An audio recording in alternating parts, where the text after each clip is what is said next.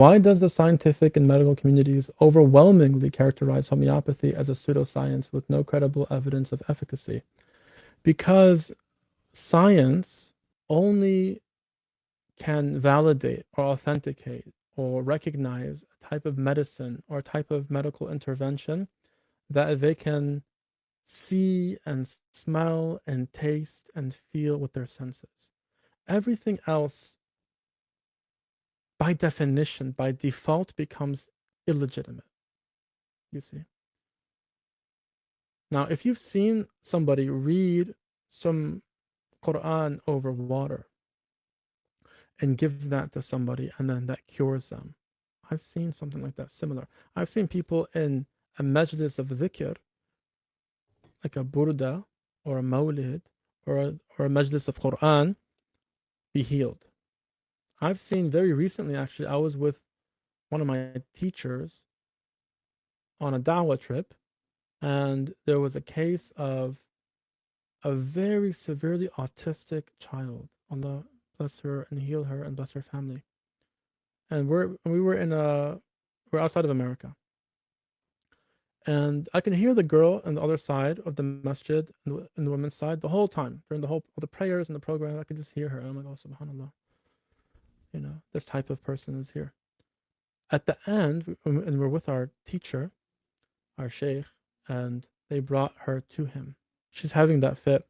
She's slapping everyone around her, basically. She has no control. I mean, it doesn't seem like she has any control at all. The sheikh put his hand over her head and just read for about 5 seconds. He took his hand off and said, that's it. That's it. And all of a sudden, I'm just watching in the back. I just see this young girl, 12-year-old girl with severe autism, all of a sudden, within seconds, take a deep breath and start looking around her and making eye contact with everyone in the room. All these men in the room, most of them foreign because we were coming as a big group from outside of the country. She's looking at all these people. She locks eyes with me. We have eye contact and we just look. And I'm sitting there looking at her. I said, I can't believe what I just saw. I mean, a part of me, of course, I believe it. But a part of me is like my clinical, scientific part of me was like, what? What? Now, I'm not saying he healed her autism entirely. That's not really fair, right? But I saw a complete shift in her state. Absolutely. Complete shift. Everyone saw it. I couldn't help but start crying. I was like, what was that? Allahu Akbar. Allahu Akbar. See, Allah Ta'ala is the Shafi. Whether science wants to affirm the mechanism of action or what chemical cascade or what enzymes and receptors are doing it or not doing it, at the end of the day, Allah Ta'ala is Ash-Shāfī. So if Allah, in His infinite wisdom and mercy, wants to put healing in these pellets and grant a whole system, a very sophisticated and rational and metaphysically sound paradigm of healing, that efficacy, even though the modern science of the day can't authenticate it or understand it given their own assumptions and preconceived notions and cognitive distortions around materialism and reductionism and all of this, that's their problem. That's not my problem. Homeopathy specifically is like the kryptonite of modern Western medicine. They hate homeopathy, you see. And they're very much challenged by homeopathy. And this is a longer conversation that I don't want to get into right now. But the history is very clear.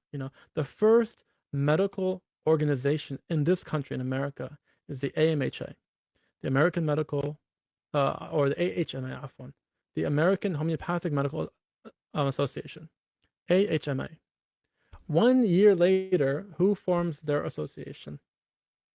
The AMA, the American Medical Association, right? And they put in their charter that basically the reason of their creating this entity is basically to oppose the disinformation of the homeopaths. Right? So there's this old feud here. This is not new, right? This is not new. at all. This is from the beginning. The homeopaths and the allopaths have beef. Now, I don't have beef, and most homeopaths don't have beef. I mean, we have beef with the way that things are done. It's not personal. It's like a philosophical disagreement, right? And I think most homeopaths also will affirm, and I affirm, that there is a wisdom in Western medicine, that it has a place.